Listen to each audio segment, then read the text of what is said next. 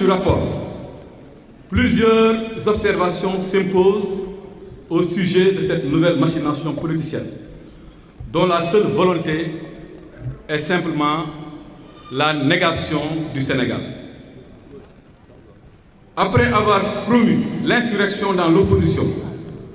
provoqué la mort de dizaines de jeunes et sapé les fondements de l'unité nationale,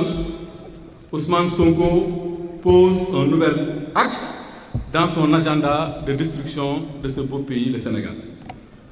Dans l'entreprise de vassalisation des institutions, il était enfin venu le tour de la Cour des comptes, qui a reçu un rapport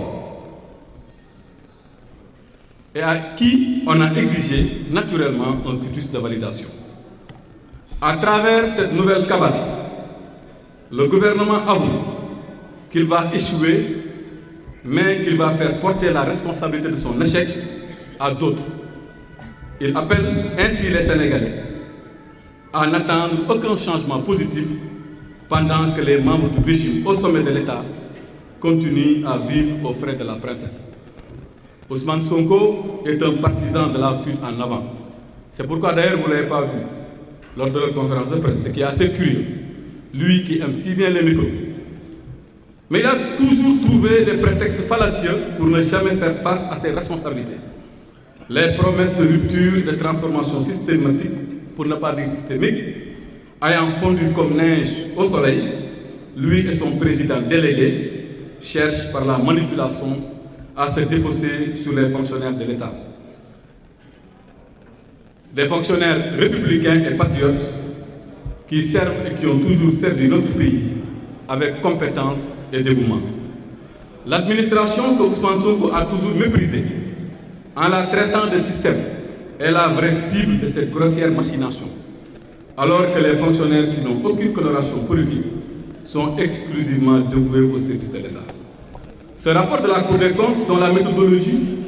et certains contenus brillent par leur caractère douteux et bancal, n'est en fin de compte que la revendication d'un attentat contre le Sénégal et les Sénégalais perpétré par Ousmane Sonko comme toujours. L'APR s'inscrit totalement en faux contre les accusations grossières d'un enfant gâté qui pense que l'exercice de l'État relève de l'accusation permanente, du bavardage sans fin et de l'incompétence érigée en vertu. Si la position dans l'opposition impose la responsabilité de faire face à ce régime, la dignité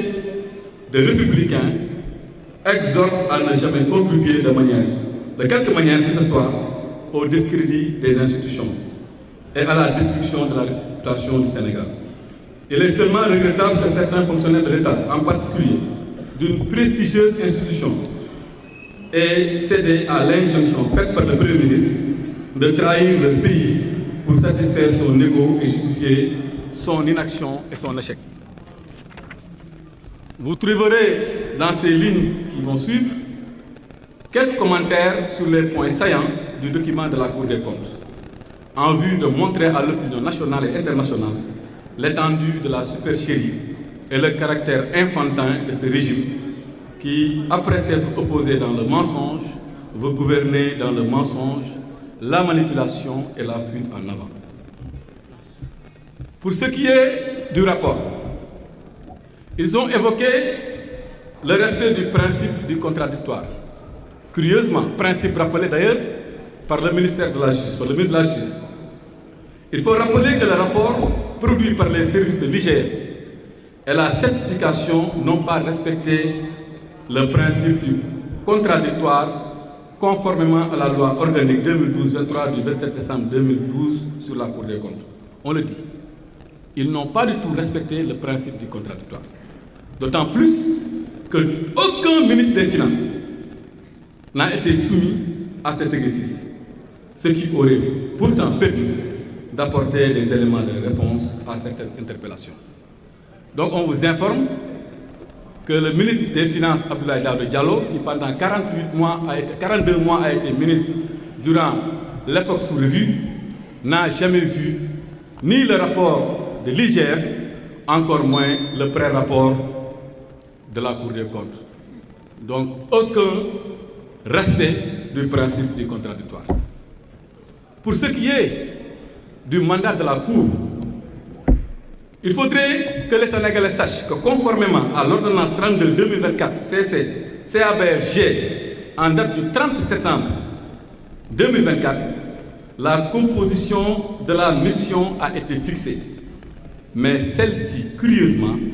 a été modifiée quelques jours plus tard par une nouvelle ordonnance. C'est-à-dire que la Cour a pris une ordonnance pour fixer les composantes de la mission. Et curieusement, quelques jours après, elle s'est empressée à modifier la composition de cette mission. Pourquoi cette modification? Quelqu'un a-t-il été remplacé? La composition des membres de la mission a-t-elle été modifiée? Et si oui, pour quelle raison? La Cour a le devoir, au regard de l'impératif de transparence, de donner les motivations de cette révision. Ce détail-là est assez important, parce qu'il faut se rappeler que nous sommes dans un pays où un médecin peut se permettre de dire que quelqu'un qui est aujourd'hui à la plus haute station de ce pays lui a une fois dit que voilà, il arrive des gendarmes qui sont avec nous. Dans la mesure où ils ont modifié la composition de la mission, il faudrait que nous sachions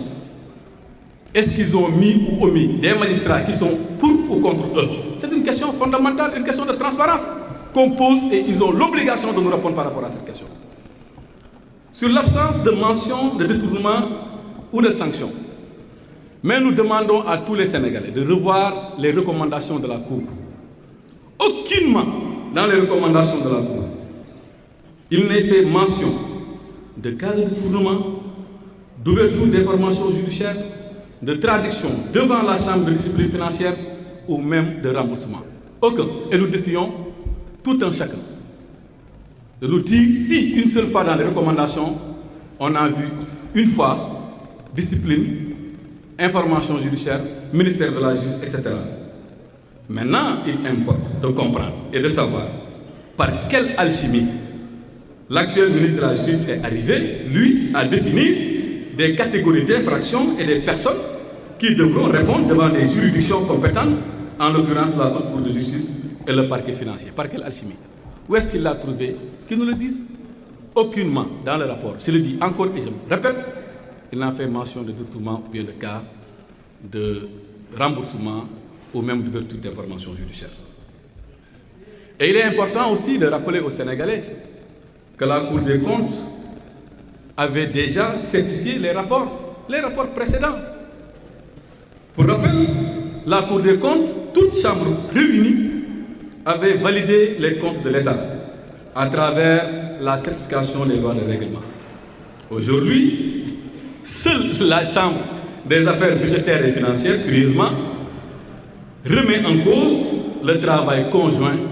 de toutes les autres chambres. Rappelons qu'en matière de révision des comptes, la loi de règlement constitue le principal outil de contrôle du Parlement sur l'exécution des lois de finances initiales et rectificatives adoptées par l'Assemblée nationale. Et on dit ici, devant le peuple sénégalais, que toutes les lois de règlement,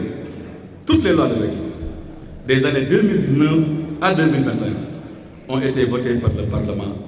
mais après la certification de la Cour des comptes, donnant quitus au gouvernement, tandis que les lois de règlement de 2022 et de 2023, ont été déjà, elles aussi, certifiées par la Cour des comptes et transmises au Parlement par les soins de l'État du Sénégal. Sur un autre point que vous pouvez voir à la page 22, où on parle de dette extérieure. Vous savez, depuis qu'on a commencé à parler de cette affaire-là, il a été beaucoup question d'une partie importante de la dette extérieure qui normalement devrait faire partie des chiffres qui ont été cachés ou falsifiés. Mais aujourd'hui, l'analyse de la dette extérieure contenue dans le rapport ne nous apporte pas d'éléments nouveaux, d'autant plus que c'est le dernier rapport sur la dette réalisé par la Cour des comptes, dernier rapport qui a d'ailleurs mystérieusement disparu dans la barre de téléchargement du site de la Cour des comptes. Il faut que les Sénégalais le sachent. Depuis hier à midi pile, midi 0 minute, juste après la publication du rapport de la Cour des comptes, la Cour des comptes refuse aux Sénégalais d'avoir accès à l'ensemble des documents qu'elle avait préalablement certifiés pour le contribuable du Sénégal. C'est assez curieux. Il faut qu'on le dise. C'est assez curieux. Pourquoi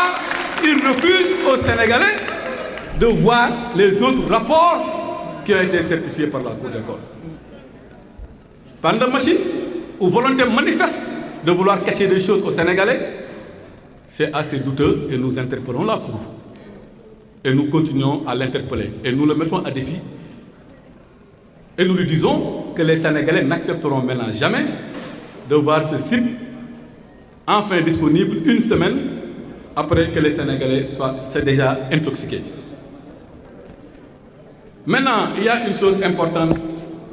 que la Cour a dit et qu'eux, ils ne diront jamais. Ils ne diront jamais. Et nous, nous le disons.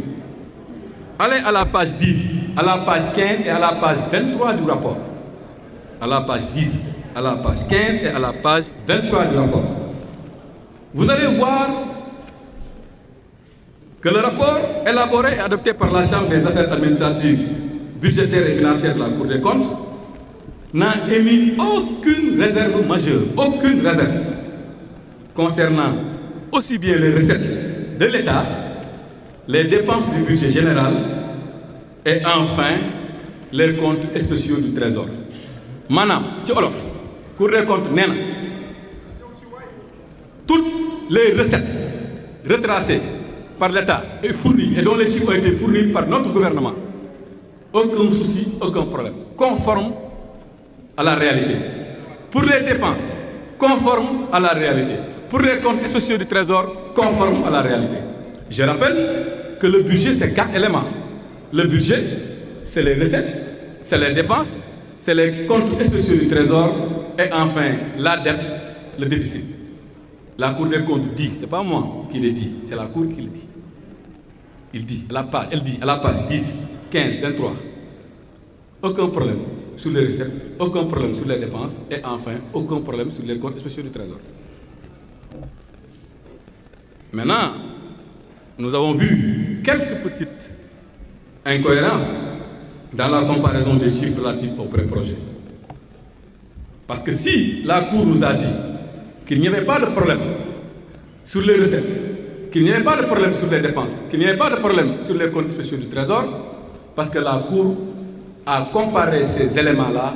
avec le projet de loi de règlement, conformément à la méthodologie donc du rapport. Et je demande aux Sénégalais de lire la première page, la méthodologie du rapport, pour voir où est-ce que la Cour des comptes tire ses chiffres. Et avec quoi la Cour des comptes compare les chiffres de l'État. Aucunement dans cette méthodologie, il n'a été fait mention de la loi de finances initiale qui n'est qu'une loi de prévision. Mais curieusement, la Cour s'est permis de comparer les pré-projets avec non pas les chiffres qui sont contenus dans les lois de règlement, mais il s'est permis de comparer les projets et les pré-programmes avec les prévisions de la loi de finances initiale, oubliant même qu'entre 2019 et 2024, il y a eu plusieurs fois des lois de finances rectificatives. Ça, c'est assez curieux et nous le disons et nous demandons aux Sénégalais d'aller à la page 21 pour comprendre cette situation. Et pour l'intégration du financement intérieur privé dans le calcul de la dette publique. Parce que là aussi, c'est important de préciser une chose. Ils ont comparé les recettes, ils ont dit gongo, rien à signaler. Ils ont comparé les dépenses, rien à signaler. Ils ont comparé avec les comptes spéciaux du Trésor, rien à signaler. Ils ont dit maintenant comparons avec la dette. Et je dis ici que pour la dette extérieure, multilatérale et bilatérale, vous pouvez lire le rapport. Aucune difficulté, aucun problème. Ils acceptent que toute la dette bilatérale et multilatérale, les chiffres que nous avions donnés, étaient conformes à la réalité. Madame, si vous regardez le rapport, vous avez beaucoup de dettes qui sont France le concerné, États-Unis ou le Canada. Parce qu'ils savent que ça, c'est sensible. Parce que ça, si tu y tous, les autres pays vont parler et ils vont expliquer comment ça s'est passé. Si tu y tous, naturellement, comme on l'avait dit auparavant, la BCEAO sera interpellée. Mais comme ils savent que ils n'ont pas voulu parler de ça. Et même pour la dette intérieure, composée d'obligations de trésor et de bons du trésor, ils n'en ont pas parlé. Et eux-mêmes, ils nous ont dit que les chiffres étaient conformes. Mais ils ont préféré nous parler du financement intérieur privé. Et là, on le dit, en l'absence de griffes pertinentes sur les chiffres de la dette publique, le nouveau gouvernement a simplement cherché à y intégrer le financement intérieur privé et ses mécanismes de facilitation qui ne sont en réalité que des instruments de gestion de la trésorerie et non des dettes publiques. En langage clair, toute cette littérature autour des prêts contractés auprès des banques commerciales, en vérité, ce ne sont pas des éléments de la dette publique. Pour rappel, la dette publique est constituée de deux composantes. La dette intérieure consistant en l'émission de titres au sein des marchés financiers régionaux et la dette extérieure. Donc il y a un problème à ce niveau. J'y reviendrai de manière beaucoup plus détaillée. Maintenant, sur les immeubles de l'État, ils ont parlé d'immeubles de l'État, allant même jusqu'à dire que le building administratif aurait été vendu. Comme rappelé dans le dernier paragraphe de la page 34 du rapport, j'invite les Sénégalais, par rapport à cette question, d'aller à la page 34 et de lire et refuser qu'on leur force les choses en les balançant simplement un tableau. Il y a le tableau, mais avant le tableau, il y a toute une littérature de la Cour des comptes qui a expliqué ce qu'il y en est par rapport à cette question. Je dis bien que ces biens ont été vendus à la SOGEPA. Comme que nous savons que ces militants, ils savent que nous sommes si nous sommes SOGEPA, nous avons une société générale pastifienne, nous avons une société privée. La SOGEPA est la société de gestion des patrimoines de l'État, détenue exclusivement par l'État. Et c'est la loi qui crée la SOGEPA, la loi 2022-36 du 22 novembre 2022, qui permet à l'État, à son article 4, que les gens peuvent voir, aller sur Google, télécharger la loi 2022-36 du 22 novembre 2022, aller à l'article 4 de la loi qui dit qu'il est permis à l'État de faire un transfert à la SOGEPA par cession ou à titre gratuit ou onéreux. État mooy jaay mooy jënd olof ne lan ginaar ak i cuucam ki nenam borom ginaar moom État moo jël jox SOGEPA ku moom SOGEPA État ku moom immeuble building SOGEPA kon ku moom building ku moom building ku moom building c'est clair État moom building te article 4 dafa expliquer dinaa si ñëwaat en wolof mu gën a leer. Maintenant, pour ce qui est de la qualité du rapport du nouveau gouvernement, est-ce que les Sénégalais savent que même ce nouveau gouvernement a été épinglé pour falsification de chiffres par la Cour des comptes? Et je le dis plusieurs fois dans le rapport, la Cour des comptes a dit, ministère des Finances, vos chiffres ne sont pas conformes à la réglementation, vos chiffres ne sont pas conformes à la loi de règlement. Parfois même, curieusement, il est avéré des fois où le ministère des Finances, on a dit à l'IGF que tes chiffres ne sont même pas conformes aux chiffres produits par le Trésor, qui est une entité du ministère des Finances. Madame Trésor avec le ministère des Finances, avec IGF, nous sommes le ministère des Finances. IGF wax lii, Trésor wax lële. Dinaa leen jox ay pages yu leer ngeen gis ko. Pour ce qui est de l'encours de la dette de l'administration centrale, et je vous donne des cas, allez à la page 26, vous allez lire. Nee nañ leen seen chiffre bi baaxul ñoom seen bopp xanaa ñoom dañ doon falsifié wala li leen dal moo ñu dal njuumte wala ñàkk xam wala falsifié à la page 26 allez lire man xam nga ñun ñun APR doomu président Macky Sall ñu suñu lay wax buñ la ne barki démb am na kenn ku ma wax ñun dañu naan demal page 26 tu verras que la Cour dit mais monsieur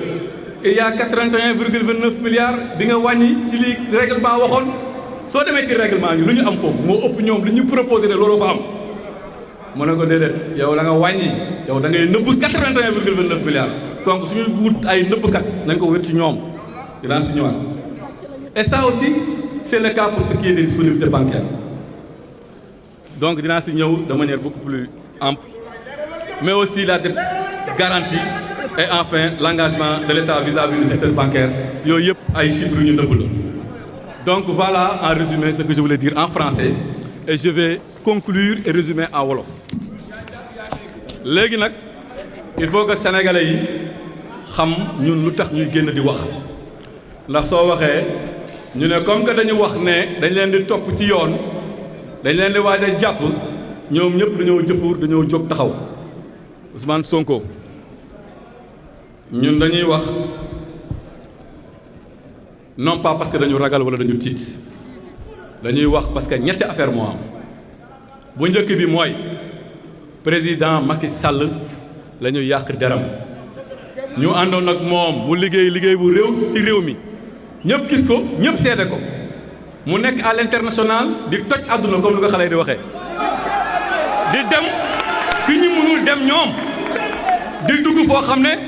suñ fa duggee dañ naan mbokki kan mbokki fan ak yaay kan président di fa dugg nu ko neexee ñooñu nañ ko yàq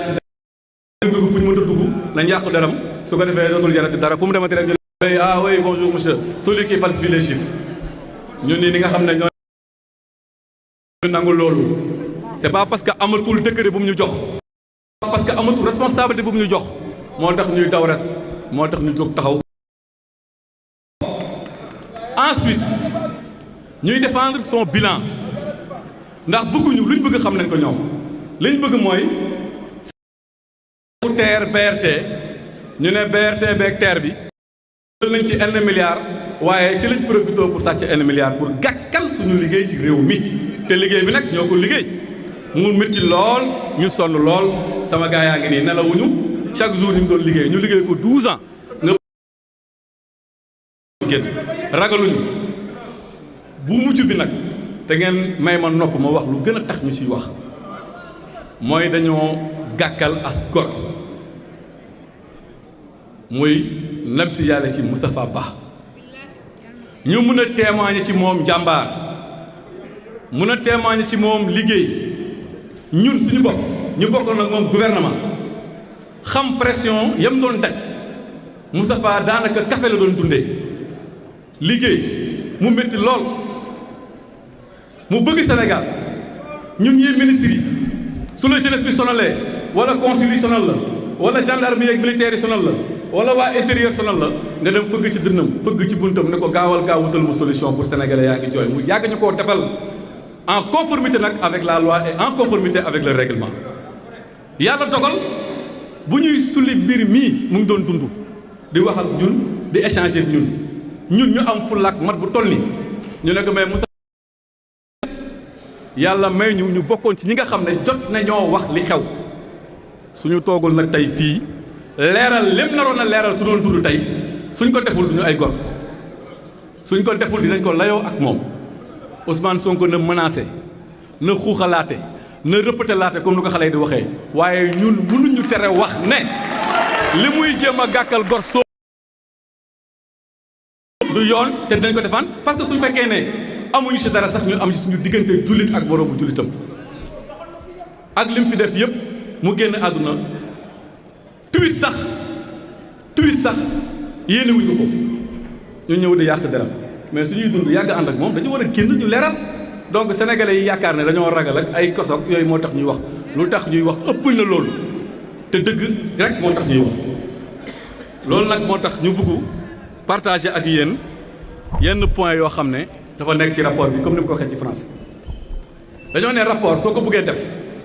da nga war a respecter le principe du contradictoire yaa jël jëloo dañ la war a jox parole nga wax ndax yaa jël wala jëwoo kan moo nekkoon ministre des finances sous les 60 mois Abdoulaye Daouda Diallo pendant 42 mois gisul rapport IGF gisul rapport Cour des comptes lan moo tax loolu lu tax laaj ñu ko xalaatam lu tax ministère des finances bi ko Cour des comptes joxee mbir mi ne ko expliquer lu tax jëlul mbir mi jébbal ko lu ñuy wax tey foofu la nga koy gis ci rapport bi mais defuñu ko dañ ko nëppal répondre yëgul tinul loolu est-ce que principe du contradictoire la loolu def yaa ma neex la maay moom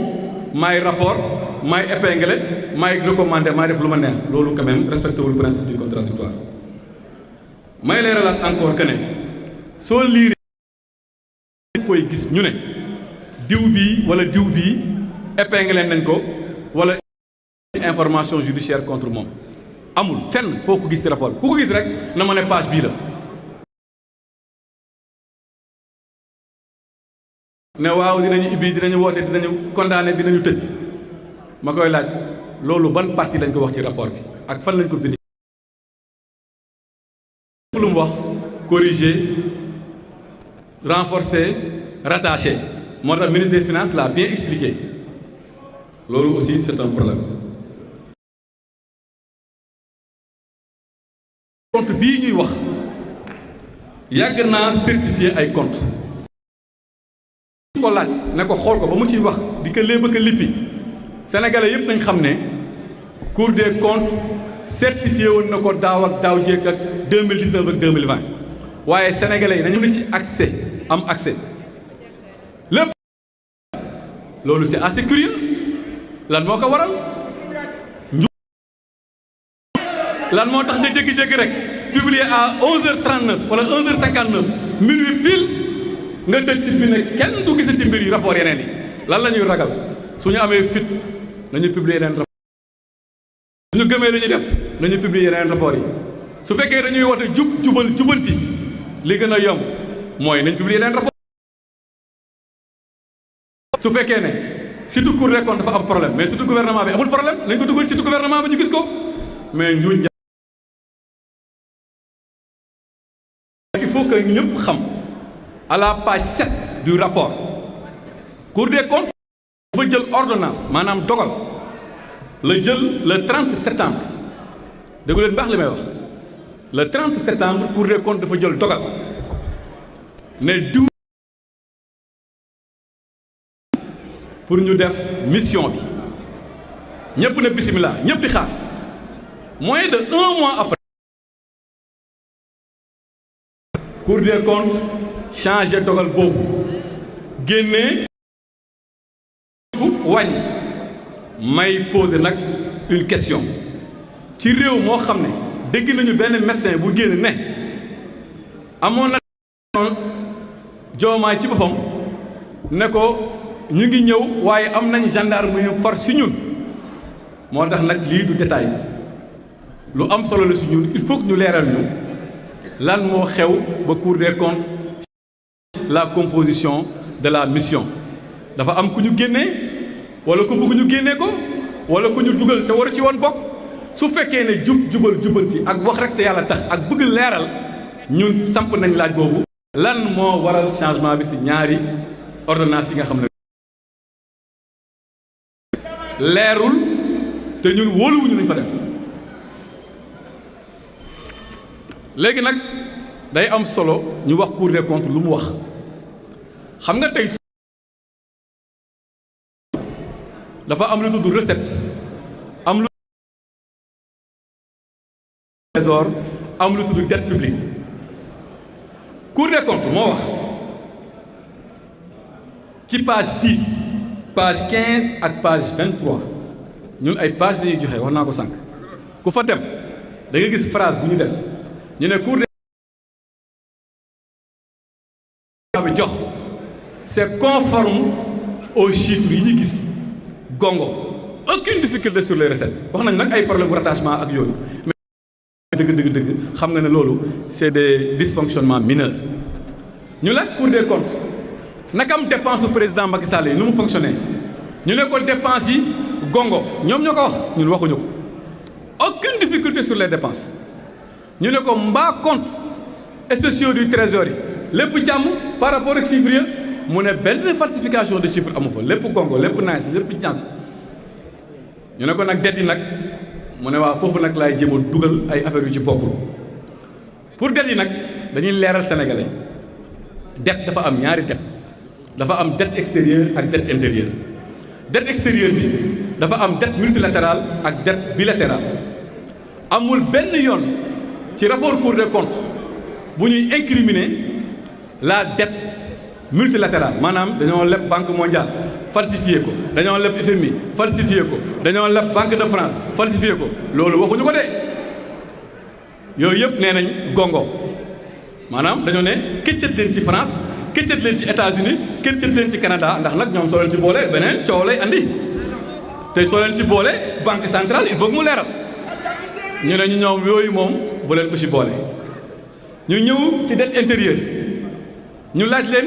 lii tax ñu xam dette intérieure muy bon du trésor ak obligation du trésor daanaka ñu wax ñu ne foofu amul problème waaye comme que nag il fallait que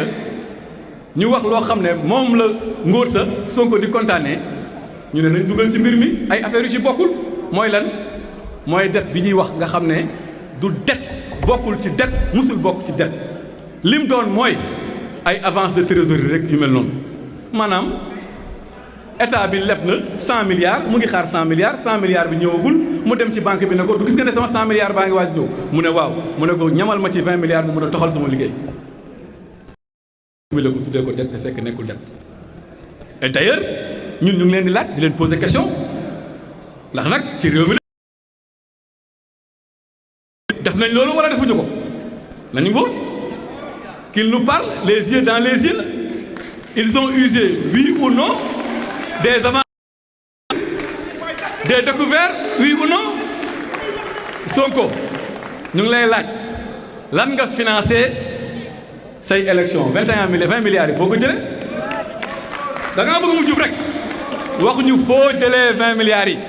da ngaa dem gis banque yi ñu jox la oui ou non su fekkee loolu la mooy yaa ngi loolu la de yéen la ñu war a leeral ñun sénégalais pour ñu xam te nag ndax barki dem la suñu député yii question orale ne leen lan moo tax décret d'avance bi nga xam ne moom la ñu financé élection yi lan moo tax présenté woo leen ko assemblée boobu léegi lan moo tax andi woo leen ko assemblée pour ratifier ou 22 de la LOLF buy demander à ce que soo jëlee décret d'avance dès la prochaine loi de finance da nga ko war a ratifier lan moo tax ñu ratifier ay 50 millions ay 20 millions waaye lan moo tax ratifier wuñu 20 milliards yi nga xam ne dañ ko leboon jëmee ko ci élection yi lan moo tax xamuñu lu xew de yéen lañu bëgg ngeen leeral ñu te je pense que su fekkee da ngeen bëgg exercice de transparence su waxee ne 20 milliards yi financé ngeen ko propre de l'État jour boo leen ñemee wax ñu war ñu këyit ñu gis ne 20 milliards yi yéen a ko financé ci dette extérieure wala dette intérieure aux yeux mën a wax ak yéen ci lii loolu aussi c'est une question fondamentale. Mais je pense que c'est important de préciser les points benn par benn beneen bi may wax ci li nga xam ne nag moo lëmbe réew mi wax naa ko sànq ci français xaw si ñambaas tuuti ci olof démb ba léegi yaa ngi leen di dégg président Macky Sall dafa jaay ba jaay building président Macky Sall dafa jaay ba jaay direction générale des douanes président jaayul dara président moo mettre en place une société qui s'appelle Société de gestion du patrimoine bâti de l'État ki koy jiite mu ngi tudd Elimane Pouy actuellement moom moo ko jiite Elimane ibaadu nga waxatu dëgg nga génnal nga leeral dañoo jaay à un privé wala dañoo jaay à la SOGEPA question SOGEPA appartient à qui exclusivement à l'État oui ou non xam nañu doo leen tontu loolu mais ñun am la SOGEPA appartient exclusivement à l'État et l'article 4 de la loi qui crée la SOGEPA dit clairement ku nekk mën na ko vérifier ku nekk mën nga toog sa kër def Google SOGEPA nga dem lire article 4 ba article 4 dafa État créé na SOGEPA état moom SOGEPA à 100%. État nag comme que dafa ne SOGEPA yow yaa ma war a gérer say patrimoine article bi ne état am nga possibilité jaay SOGEPA wala am nga possibilité may SOGEPA. état moom ginaaram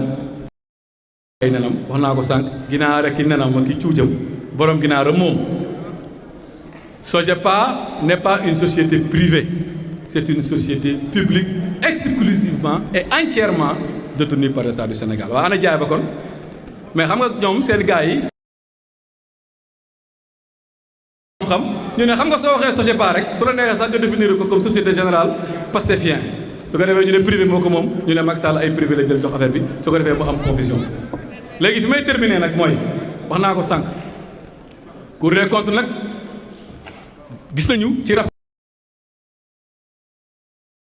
dafa ne gouvernement sa rapport bi ma présenté baaxul de sa chiffre yi baaxul. soo demee page 26 bu ñu présenté encours de la dette publique ñoom bu ñu présenté ne encours de la dette publique lii la Cour des comptes da leen tontu ne leen juum ngeen fàtte donc ñoom 81,29 milliards yi loolu tax ñu fàtte ko wala ñoom ñoo tey fàtte ko wala dañ ko doon nëbb wala ñàkk xam-xam moo tax waxuñu ko. donc su amee ku Cour des comptes épinglé soo demee page 26 da nga ko fa gis te da nga gis ne ñoom bokk nañ ci ñi épinglé. loolu aussi bokk na ci disponibilité bancaire de l'État yi fii nag dafa xaw a xorom moo tax ma bëgg ngeen dégg ko bu baax fii madame le ministre dafa xorom monsieur le ministre à la page 26 gars yi dañ leen ne yéen ci compte commercial yi nga xam ne moom ngeen fi fekk Macky Sall bàyyi leen ko fa ñaata ngeen fa fekk gars yi ne 173,6 milliards lañ fa fekk. foo koy fekk page 26 ku nekk leen Macky Sall bàyyi ci compte commercial yi ñaata la ñoom ñu ne 173,6 milliards. ñu ne waaw waaye doyoo leen ñu seede dañuy laaj ndeyu mbili gi xam nga kan moo nekk ndeyu mbili gi direction générale du trésor ñu ne trésor yéen bu fi Macky Sall du jógee ñaataa fi ne woon trésor ne leen 263,9 milliards ana 110 milliards ya kuy nëbb kuy falsifié non li may wax page 26 la nekk ku nekk mën na ko dem xool Cour des comptes tontu leen ne leen yéen ñaar ñëpp doyoo leen ma seede ca banque yi ngeen ko déposé effectivement c'est possible ñaata nga am banque mu ne damay dem laaj banque ya ndax su ma leen laajee dañ ma wax bu banque ya daanaka le trésor wax la ñu wax donc ñoom la banque ya wax ak ñoom la ñu déclaré woon am na différence. c'est à la page 26 kon kuy nëbb ay chiffres kuy falsifier ay chiffres kuy jaxase ay chiffres lii page 26 la ñoom ñoo ko bind ñoo ko wax donc kuy wër nëbbkatu chiffre wala sàcckatu chiffre wala falsifikatu chiffre yaakaar naa su lañ leen rawee ñoom doo gisati falsificateur de chiffre te lu may wax encore une fois j'insiste page 26 tout un nombre de sénégalais mën na ko dem xool. drapeau blanc gars yi ne leen naa baal gars yi mais fi may terminer nag mooy dette garantie bi aussi ils ont fait la même chose dette garantie Cour des comptes ñoom ñoo wax Cour des comptes ne leen ñun suñuy dette garantie 535 milliards la ñoom ñoo ko wax de seen rapport bi vérifiable 6 képp ku dem ci rapport bi demal page 36 ñoom ñoo ñëw ne dette garantie yi ñu fi fekk 536 milliards la ñu ne déedéet dooy leen ñu seede de kan la ñuy laaj ñu dem laaj les autres services du ministère des finances ak les services du ministère de l'économie ñooñu jox leen les vrais chiffres ne leen 2265 milliards moo fi nekk. moo tax mu bëgg nag dëgg-dëgg ñoom ñu wax ñu ñoom fan lañ doon jëlee seen i chiffres sur quelle base ñoom lañ defee seen rapport ñoom su fekkee ne seen i propre service ñoom ñoo leen di contredire. 36 les mêmes services du ministère des finances bu leen Cour des comptes poser question ñoom ñoo contredire le service du ministère qui s'appelle IGF. À quel service se fier à l'IG ou aux autres donc sooy wër kuy nëbb ay chiffres yaakaar naa xam nga foo koy jëlee et loolu aussi wax naa ko sànq ci financement dette bi nga xam ne engagement bi moom la am ak vis-à-vis du secteur bancaire. donc en résumé voilà les points yi nga xam ne bëggoon nañ ko soulever l'exercice a été un peu complexe et un peu difficile parce que dafa xaw a technique léeg-léeg mais fu ñuy terminer nag mooy ñu ngi leen di appeler à un débat serein à un débat sérieux affaire yi nañ ko teg ci yoon nañ ñëw ñu débat ak ñoom point par point wax ak ñoom ci xam-xam mais non pas ci saaga wax ak ñoom ñoo fi waxoon ay gatsa ñu fekk leen ci nag ba mu mat sëkk mu saf sap ndax jamono boobu masa dañ doon woote léegi nag gatsa nit la ñu woote gatsa intellectuel bisimilah ñun ndaw président Macky Sall yi lu ñu daw gatsa dide ragaluñu gatsa dide soo amee xam ñu wax ñu wan dëgg fu ñu féetee voilà mon message.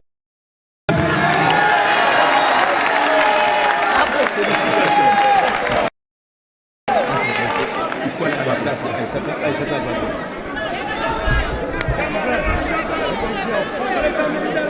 Tu peux rester là. Ici c'est mieux parce que le micro va me cacher. Ici c'est mieux. Non, Là. C'est à cause du micro.